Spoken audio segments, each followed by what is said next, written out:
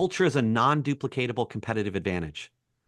Once I understand how to see people as people, build emotional stamina, develop beliefs and assumptions, and build daily habits or daily behaviors that I'm going to put into habits and measure, I can take that skill anywhere. I'm not taking the beliefs, the assumptions, and the habits. I'm taking the skill. And you could take all my people and I can rebuild it, and I will beat you every time. Here we go again. Mark and Mike telling you what they think, even when they're not really thinking. Welcome to It Doesn't Take a Genius. Hunsicker, part 2. Welcome back. Thank you. I can't believe I get a part 2. This is cool. Yeah. Not only did you do your first podcast with us, you're doing your second podcast with us. Yeah. All in. Double exclusive. All right. So last podcast, we talked a lot about the actual process of writing a book. And now we want to dive into the book. So, talk about what's the central message. What was the theme? What was the idea that you wanted to share with the world? Sure. So the book's called Unstoppable Culture, but I'd say the reason for it would be the subtitle, which is a step-by-step guide to create a relentless, results-driven, high-performance team. Because in my world, when I work in automotive retail, the holy grail is a culture that has a sense of relentlessness to it, that's high performance, and that can produce results. That is everybody wants to talk about process and people, and those are all important, but think of it as a Christmas tree. All right. Your people, your processes, your product, those are like the ornaments that you hang on the tree. But without a tree, there's no Christmas. And most organizations have a box of balls. And then different situations come up and they go flying through the box to find where's that purple one, where's that candy cane, where's that snowflake that they need for this. When you have a culture, that's the Christmas tree. And you can hang all of those processes, people, systems, product, everything on there. And a problem comes up and you spin the tree and grab the ball. And that's why having a powerful culture is so much more effective at being able to solve the day-to-day problems that come up in your face, but the more long-term strategic problems, because you're so efficient at solving the day-to-day stuff, you have the bandwidth and the time to think about next quarter, next year, and next decade, which gives you that long-term success. So when I was trying to look at, okay, what do I want to write in the book?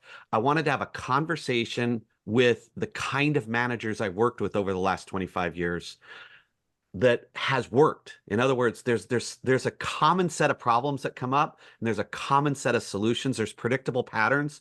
Once you talk to enough people, you start to see patterns all across humanity.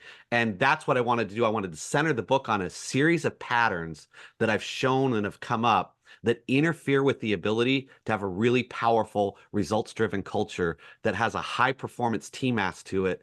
And you have that resilience and relentlessness to overcome a strong market, a bad market, overcome turnover, that you're not dependent on all the right situations and you can perform for those 4 months. But then as soon as those factors go away, you're toast. Oh, but so powerful, and especially in this world that we're in now, where the pace of change is relentless. And it seems to only be accelerating. So having a process, having a strong team, useful, but won't help you survive the changes that are coming.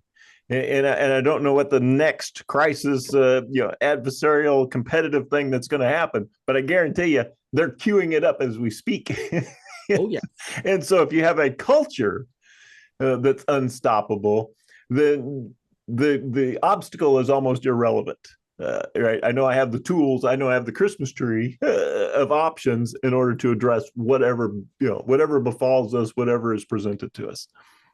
That's the essence of what Nassim Taleb would call anti-fragile confidence. Brian Johnson talks about this a lot, that it's not so much confidence is Latin for confidere, which fidere is trust. That's where fiduciary and things like that come from. Confidence, if you translate it literally, is it's an intense trust in yourself.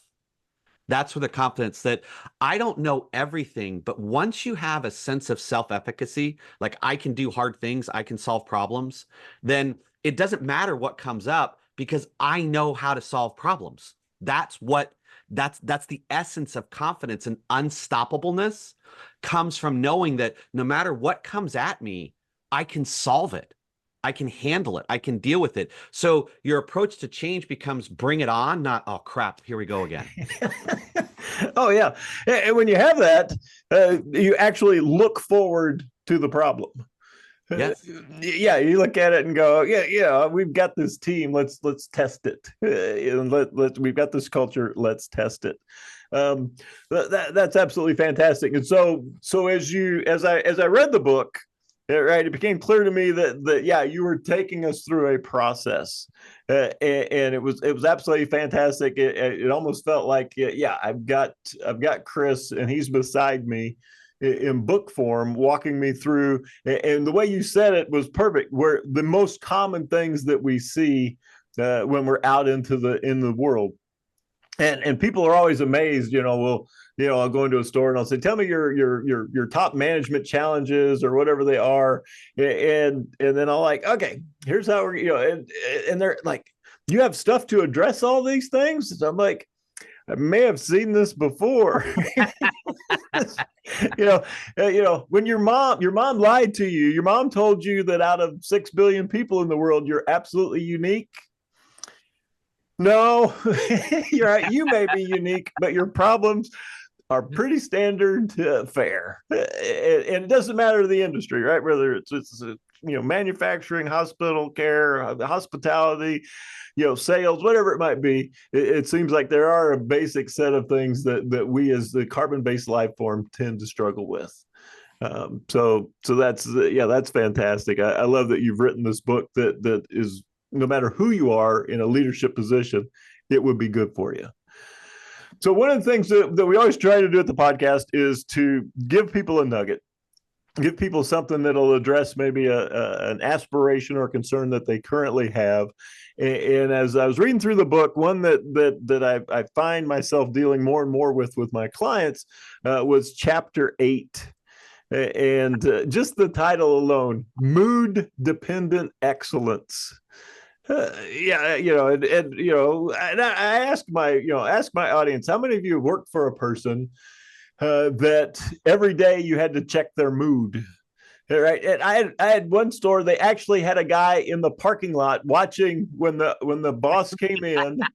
And he was watching from the corner, and then he'd radio back to everybody if it was going to be a good day or a bad day. He could tell by the way the guy got out of his car. Yeah. So you dive into that chapter with something that, man, I've heard this so many times since we've come out of, we're coming out of the pandemic, the back to basics movement. We got to get back to basics. So much stuff was lost process-wise, systems-wise, performance-wise in the course of the pandemic. It's almost like we're starting over again. And chapter 8 just dives right into this, and I think it's just amazing. So kind of take us through that chapter and where it came from, but more importantly, what are some of the tips and tricks that people can do to get back on track? Absolutely. So I begin the chapter with a little vignette on back to basics meetings. And nobody has ever, like when you said, guys, our CSI is down, or, hey, our sales are off, or, hey, our profitability is off, we're going to have a back to basics meeting. Nobody in the history of mankind has ever said, oh, this is going to be awesome. Like, as soon as the manager says we're having a back to basic meetings, that's code for I'm going to beat you. And I hope the beating is hard enough that you start doing the stuff that I want you to do, even though I haven't told you to do it. That's a back to basics meeting. Yeah, I always call it we're always going to invite this religious figure, at least in the Midwest. And apparently we're going to have a come to Jesus meeting. And, yes. Yeah. And Jesus is going to straighten it out, right? It's going to be more of a yell and tell than an ask and involve, typically. Yes. And what's interesting is the thought that the manager's thought is they don't know what to do. So I'm going to retell them what to do. And your chapter on this approaches it completely different. I do. I do not believe there's a knowing doing gap. There's a doing knowing gap. But the reason we focus on the knowing doing gap is the majority of back to basics meetings are to relieve the stress of the manager, not to improve the performance of the people. But very few managers I meet have the guts to own that. They're frustrated. They don't know what to do. Something has to be done. So they do something remarkably ineffective, doesn't work, but at least it relieves their stress in the moment. And I call this the delusion of training. All right. Think of a continuum of where you're going to use people. And when you have a lack of knowledge, a genuine knowing gap. So think of on an execution scale, you're from like 1 to 5 or 1 to 6. In other words, you're just not that great. You need to do training. You need high quality training. That training needs to have 2 really important components. What are we doing it and why are we doing it? And the vast majority of training is really centered around what to do, not why we do it. Mm-hmm. And so most managers are competent in, comfortable with training. So whenever there's a problem, they go to training. It's their default mode. But just like basketball players, you can be a great basketball player in high school and be right-hand dominant. If you want to compete at a college level, especially Division I, or you want to compete in the pros, you have to develop a left hand. Everybody needs a right hand that's as strong as their left hand. And it's the same thing as a manager. There are times when you require training, new people, new process, new stuff. But once someone's executing at a 6 or a 7, but you need to get to an 8 or a 9, which is generally when we have a back to basics meeting, what you need at that point is coaching. That's more about mindset, belief, habit, and to cultivate a mindset in a person, to build a set of beliefs in a person, to create a set of habits for an individual. That's a coaching process that requires more than one interaction. It requires iteration over time, and it requires a sense of development to go through. And so if you look at a lot of what I see happening going on, and I explain it in the book this way, that I could sit down with a salesperson in pretty much any country in the world, or I could sit down with a sales manager in any country in the world, and I'll say, tell me on an average month, not your best month, not your worst month, on an average month, how many days a month do you have where you are just killing it? And they'll go, I don't know, 4, 5. I said, okay, how many days a month do you have where you just ain't got your best stuff? And I know you're committed and I know you're a top salesperson. I know you're awesome, everything, but how many days a month do you just not have it? He says 2 or 3. And it's the same answer everywhere. Right. Now, this is the key. In the middle are about 14 to 17 mediocre days. They're not great days. They're not bad days. And you don't need any more product training. You don't need any more process training. You don't need any more sales training. You don't need any more word tracks. And all of those are nice and they're good. But what you need is to flip good and average. You need 15 to 17 great days, 4 or 5 mediocre days, and the 2 or 3 bad days you're never going to change. And you will phenomenally change your results. You can't create that kind of shift with training. That kind of shift only comes from coaching. And your ability to, one by one, person by person, name by name, work with them on their mindset, on their beliefs, and on their habits. Oh, that's fantastic. Yeah, we see this. It's so common, right? You explain it so well. That the training is fire and forget. Yes. Right. We're gonna launch this missile. The missile is training, and then we're just gonna walk away, and no one will speak of this again. Like, so I learned a long time ago that the training is only as effective as the follow up that comes after it. Yes. And so if there's no support in the organization, had this opportunity where we were training frontline people, and the training was amazing, and it was fascinating the question we kept getting. Right? I mean, they just loved the training. They were like, "This would help me. This is good. This is I can use all of this." The question that they kept asking was, "Has my manager seen this?" Which, don't you always get that question? Yes, and that question is not the question. So that's the question they ask, but it's not really what they want to know. So has my manager seen this as code for, is there anybody back where I work that's going to support me and coach me and encourage me while I try to get good at these things that I just learned? 100%. Oh man, it's so painful when you have to say, nope, you're on your own, buddy. There's and you know that the odds of implementation and successful, consistent execution are just against that person. They are. It's you feel bad for them. You feel bad for the culture or the situation that they're in. And I can't emphasize this enough, as I would say, when I'm working with a client and we're making really great progress, there's like a leveling up, like you move to a new level when they cross this particular intellectual Rubicon. And I talk about it at length in the book, but in training, right, we're really focusing on process clarity. Like the purpose of a process is more to define all the things we don't do than defining what we do. Like that's why it has to be, why do we do it this way? Because we're not going to do it all these other ways. Training also, it's really designed, this is the action I need you to take. Here's the specificity we're going to do. And these are the daily behaviors that need to happen. That's training. Like, here's how you do the job. But most performance improvement and, if you will, cultural adaptation comes from coaching. Like, what are the practices? What are the routines? So how do the best salespeople go through these daily behaviors? How do the best service advisors go through these actions? How do the best, parts back counter guys go through these processes?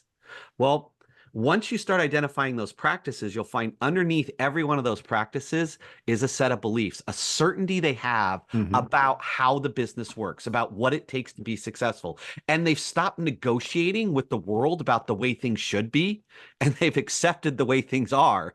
And they build a belief set around, this is how you address it. Here are my practices, here are my beliefs. And those are all supported by a worldview and a set of assumptions about the way things operate. And let me share with you probably, I think, the most critical one to this conversation, which is all around the idea of problems, right? There is the most destructive belief that I see in the world today. And at the root of so much of the anxiety, depression, fear, and general malaise that you see in the world is there has been a very, very subtle lie that's been sold over the last couple of decades, which is that at some point you can reach the moment where you will be exonerated from hard work, pain, and uncertainty. It's Phil Stutz. Okay? Nirvana. Yes. What Phil Stutz says is you will never be exonerated from pain, hard work, and uncertainty. That is the nature of life. And so people believe if I just had the right spouse, marriage wouldn't be hard. It wouldn't be uncertain. It wouldn't be so difficult. I wouldn't have to work so hard. So since it's hard work, I must have the wrong partner. Let me get a new one. Managers, if I just had the right team, this wouldn't be so hard. I wouldn't be constantly worrying about whether we're going to make it. I could finally get, and it's just not the case. That no, there's always pain, uncertainty, and hard work. But then they try to change their team. And so they're in this constant search for, in their home life, a relationship with a spouse or a partner or kids, in their work life with the right boss, the right brand, the right product, the right team, that somehow there's some special magical place out there where I'm going to be exonerated from hard work, pain, and uncertainty. And you won't. The flip side of that, where I would say where the healthy side of all that comes in, is that this worldview that these people have that are so successful is that whenever you solve problems, your reward is you get more problems. All right. Say that again, just so our listeners are clear. Okay. Whenever you solve problems, the reward for solving problems is you get more problems. All right. Where do I sign up for this leadership adventure? Yeah. Well, yeah, you're with me. You're not recruiting me at all. There's no, I'm not. Be an upside to this. There's a huge upside, and that is it's called better problems. All right, say that again. Once you solve problems, you get more problems, but the benefit is you get better problems. I remember that Sherry and I were thinking when we were first married how hard it was to be young, married, and going to college.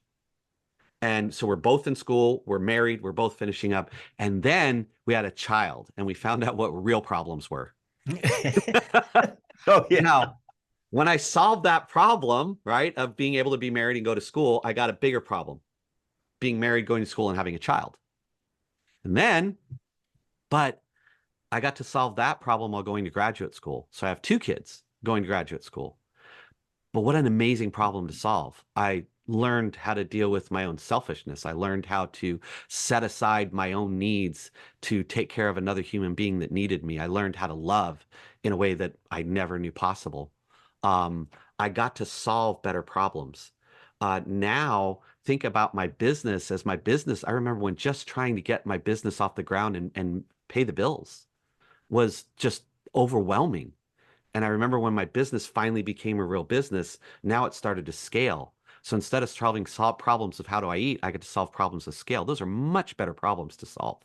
Oh, yeah, absolutely. Well, and it's when I talk to managers about this, it's, we need to solve these base problems in order to do the behaviors that you're actually getting paid for as a manager. Yes. Right. So the boss is not, he's not paying you to show the cars and keep the product looking nice and things like that. He wants you as a manager leader to be doing more strategic thinking. How do we grow this thing? What are the opportunities that we're not availing ourselves of? How do we identify those? Right. Those are the things that the managers, the leaders actually get paid to do. But if they can't solve and create, training and coaching and processes that are consistently executed, they never get to go work on those really cool things. No, as a matter of fact, I will tell managers all the time, to the point that if you talk to people who I've coached, they'll almost hold up their hand when I start with this. That managers do not get paid to solve problems, to identify problems. Anybody can identify them. Managers get paid to solve problems. Yes. Frontline people identify problems. Managers solve them. And here's let me, for your listeners, if you manage or lead people, there's 3 reasons I think that teams don't execute consistently. And if you can dial in on these, it works. One is they just don't have a set of practices, right? A way of approaching business that infuse every process, every tool, every system they have with what I would call emotional stamina. And here's how I define emotional stamina. It's the ability to do what needs to be done when it needs to be done, especially when you don't feel like it. Mm-hmm. So think about physical stamina. We were talking earlier, about teams and when you play together and you go through. One of the most fun things in the world, if you're a competitive athlete, is to be in the 4th quarter of a game. And if you're in a football game, you look across the line and you can see your opponent's tired.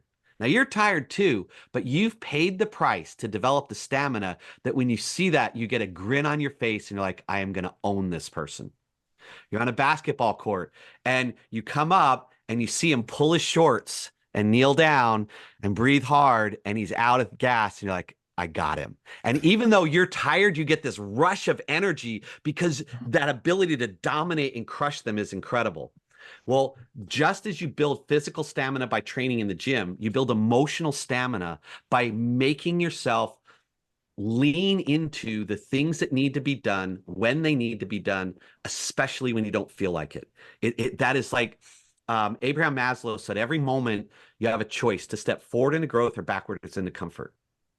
And when you choose in those moments to step forward into growth, to do what needs to be done, you start to build this level of emotional stamina. Well, once you have processes, tools, and systems, but you infuse them with emotional stamina, you have a practice that gets executed consistently. That's so critical. Well, that's amazing. Yeah, I watched an interview with Mike Tyson the other day, and somebody asked him, what does it take to be a champion? He said, oh, that's easy. He said, all you have to do is to do the things you hate as if you love them. Yep. Act as if you'd chosen it. Yes. Yeah. So, yeah, he said he hated running. He absolutely hated road work.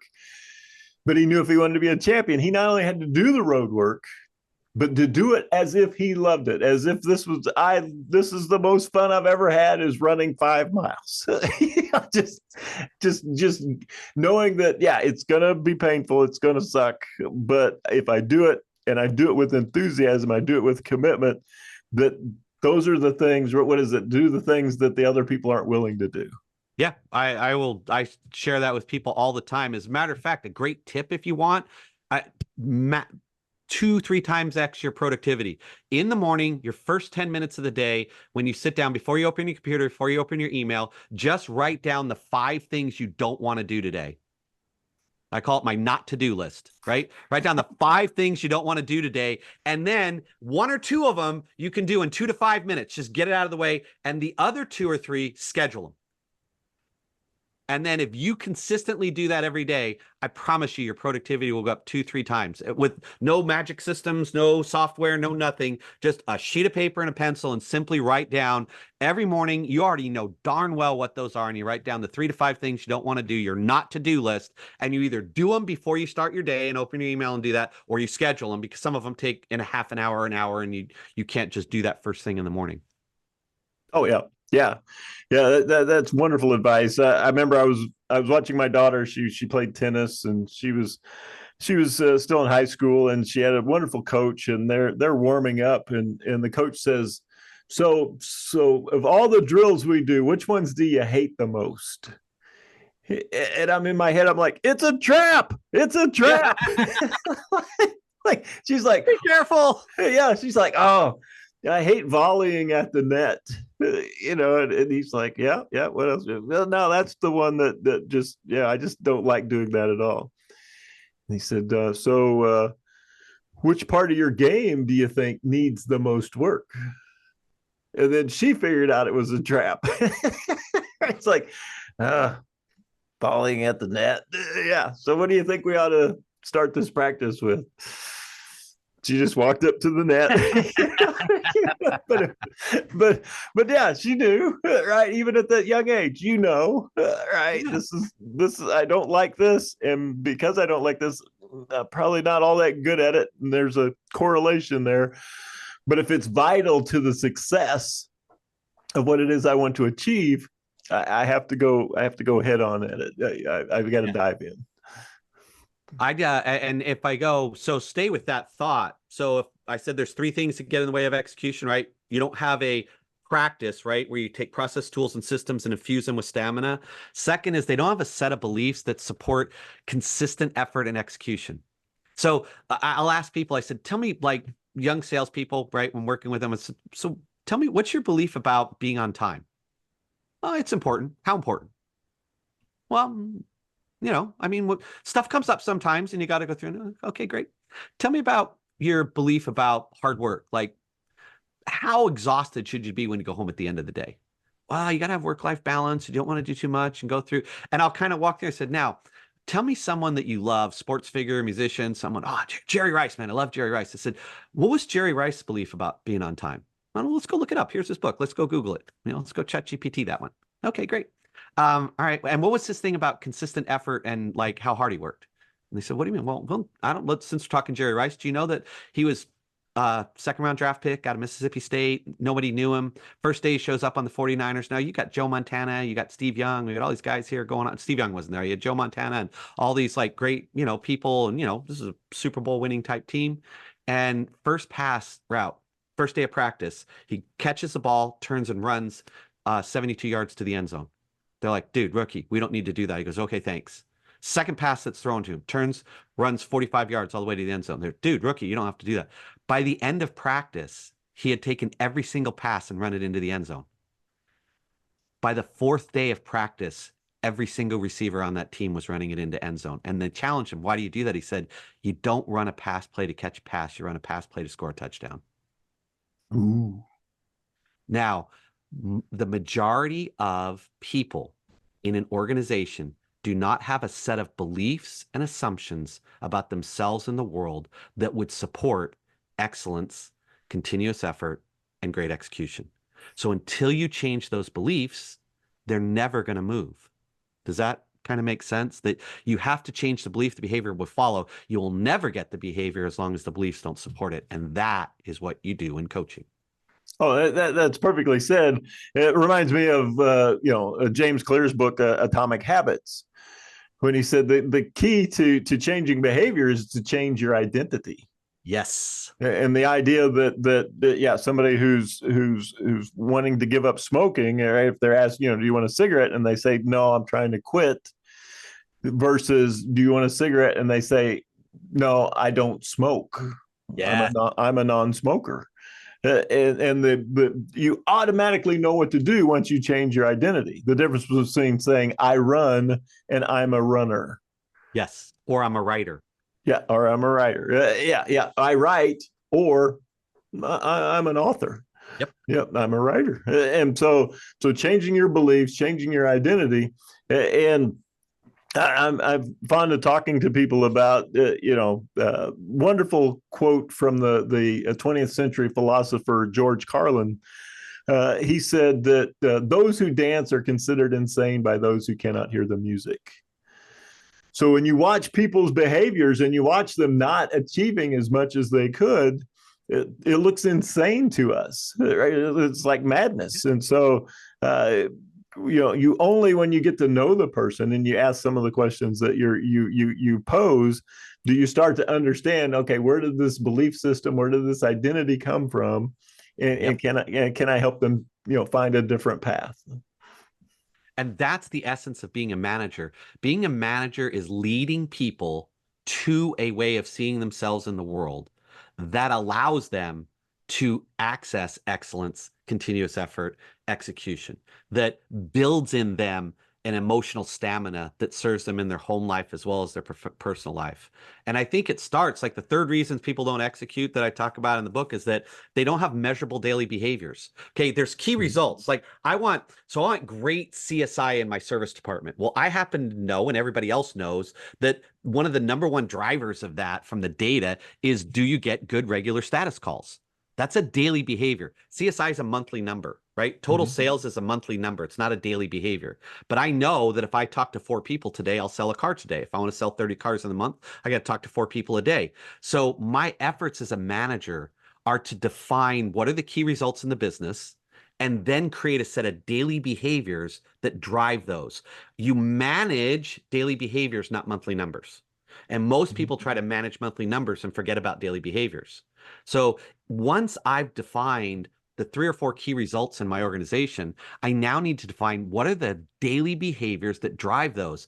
And then 90% of my managerial time with my people needs to be around those daily behaviors, building the stamina to execute them, developing the beliefs that will support them, staying focused on measuring, coaching, learning from, feedback, readjusting. So if you're in the service drive and you wrote 15 tickets today and you made 7 status calls, then I got a 45%, rate on that daily behavior. Well, I know if I want 90% CSI, I need 90% status calls. So instead of waiting till the end of the month and having a CSI meeting, I'm going to have a conversation with you tomorrow morning. And this is critical. This sounds almost obvious, but don't miss this. My conversation with you in the morning needs to be, Mike, your performance yesterday was at 45% on status calls. Our standard is 90%. Today, knowing everything that's going on, what do you need from me so that you can execute at 90%? Most of the time, you're going to have, nothing, boss. I just really need to focus and get it done. Great. Mike, what can I count on from you without follow-up that today you'll execute at 90%? Mm-hmm. That conversation, what do you need from me? What can I count on from you? Moves you to an adult-to-adult conversation instead of a parent-child conversation where I'm going to tell you what you're going to need to do. You're going to tell me what I want to hear. And then you're going to try to do just enough not to get dad mad at you, which is what we would call management and leadership. Or at least that's what passes for it in most of the world today. You're so right. The focus, and we talk about this a lot of times. We'll introduce our teams to the 4 disciplines of execution. Yes, and the idea of lead and lag measures, which in your case they call them activities, you call them daily behaviors. Yep. And what's fascinating is you don't have to look for the lag measures. No. Right. Somebody will present them to you, right? The guy above you will say, you've only sold this many cars this month. You've only produced this many widgets. They'll email it to you. They'll send it to you. They'll staple it to the wall. But what we've discovered is nobody seems to have found a good system that is as upfront and is easily found when it comes to tracking daily behaviors and daily activities. Yeah. You have to go build those systems. You have to figure out ways in order to figure out, am I doing those little steps every day that are going to end up in the lag measure column and result in more widgets, more cars sold, whatever the thing might be. But those activity measures, those daily behavior measures, man, they're hard to find. Well, and let me share with you, this is kind of a open secret. They're idiosyncratic. We are dealing with human beings. Just like before, we have plants, not pistons. So you can fix an engine once and it'll stay fixed. The plant has to be watered every day. Where you're talking about the training stuff. The same thing here, that while there are general principles and there are common patterns and the data would suggest areas of focus, take just any daily behavior as idiosyncratic to the person and the manager and the team that you're at. So there isn't one answer that I could take from a dealership in Wisconsin and put it in a dealership in Florida. That is the alchemy of great leadership. All right. Is I need to see you aren't a service advisor, you're Mike, right? And then there's Mark, and then there's John.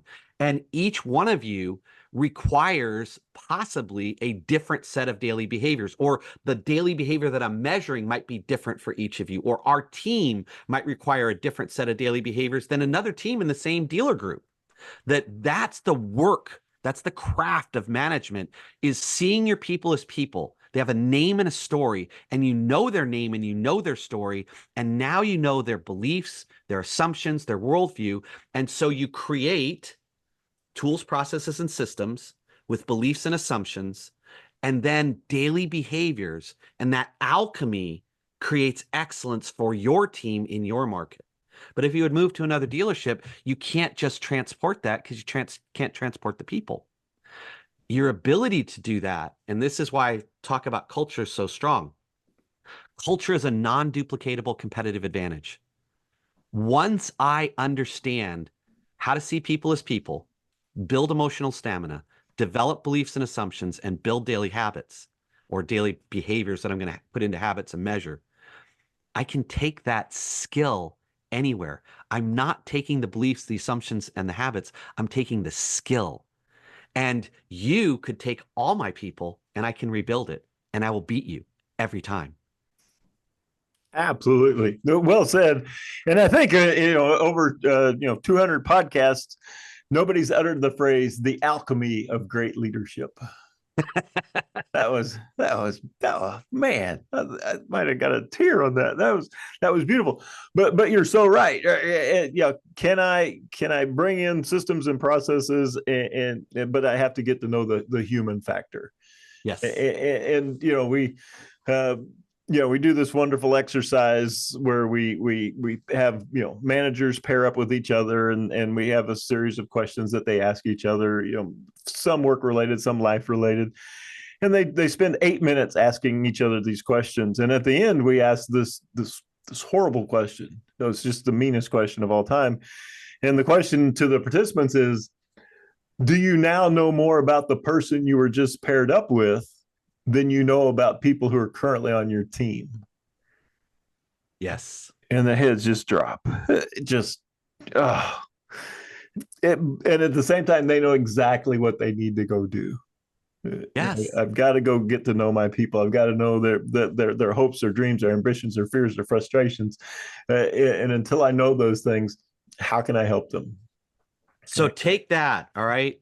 Koons and Posner wrote the leadership leadership practices inventory, LPI. Yep. And they have a whole bunch of books around it, but just take that language, leadership practice. What we're describing here, what you're describing in that exercise, is developing a leadership practice or a set of leadership practices. And I would say most people in their life have what I call the paraphernalia of performance, but they don't have the practice of performance. How many people do you know have yoga pants? They have a yoga mat. They have a yoga block. You know what they don't have?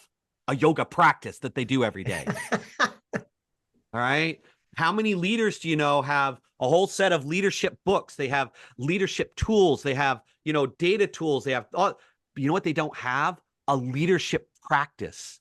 of making sure that every day I spend 5 minutes getting to know one more thing about my people. They don't have a leadership practice of being able to build emotional stamina each day in their people. They don't have a leadership practice of continually surfacing and addressing beliefs that get in the way of excellence and effort and creating new ones to go through. They don't have a leadership practice of constantly defining the daily behaviors that are absolutely going to drive the lagging indicators that we're looking to go through.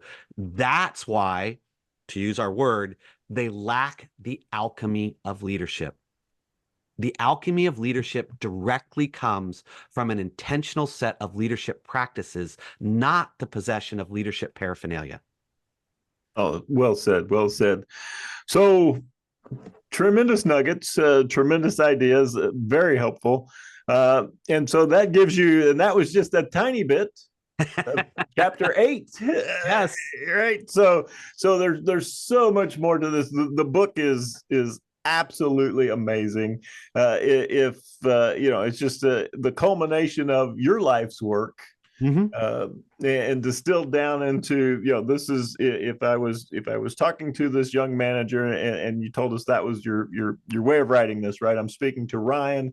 Yeah. Former frontline person, now a manager, and what are all the different things that he's going to encounter, and then what are the tools and things that he can use to raise performance to a higher level. And so the book is fantastic. So give us a sense. This episode will air towards the end of August.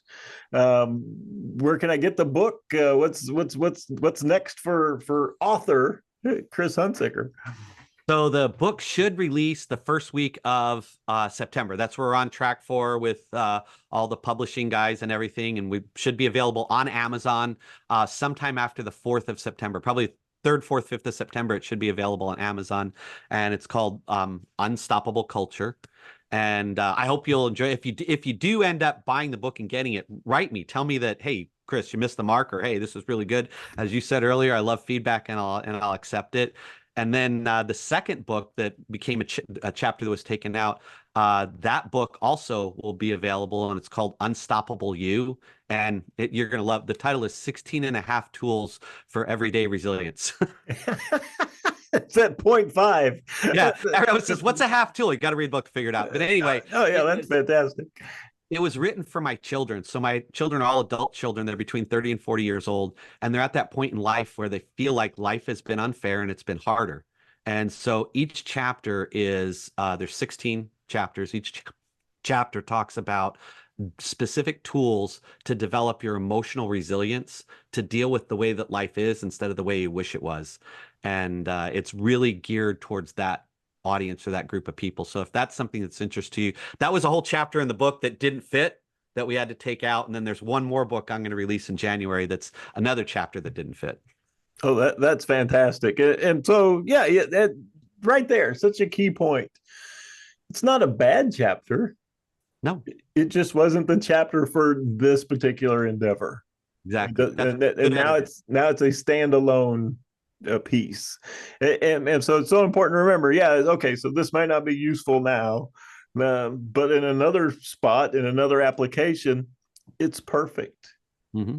Right? And we see that with our the things we produce and with the people around us. So absolutely well done. Thank you for joining us on It Doesn't Take a Genius. Looking forward to I've read the PDF version of the book, excited to have the hard copy. And I would encourage our audience, both of you, that after you buy the book, to also leave an Amazon review. Thank you. It helps the author tremendously. So that verified purchaser review on Amazon, wildly helpful to help you spread the message and get the book to people who are not as familiar with the wonderful work that you do as many of us are. So thank you for being here. Thank you very much. It was a pleasure. For our first podcast, this was awesome. I might do another one. I'm sure we'll have you back. Definitely. Yeah. All right. Speaking of reoccurring, people on our podcast, we've got our announcer. He works for free. But we love him all to death. Take it away, Mr. Wolf. And there you have it, another session of contemporaneous extemporizing from Mark and Mike. I know it's redundant, but consider who we're talking about. As always, feel free to share the ideas you heard here. No rights are reserved, no permissions needed. Thanks. See you next time on It Doesn't Take a Genius. That's good enough.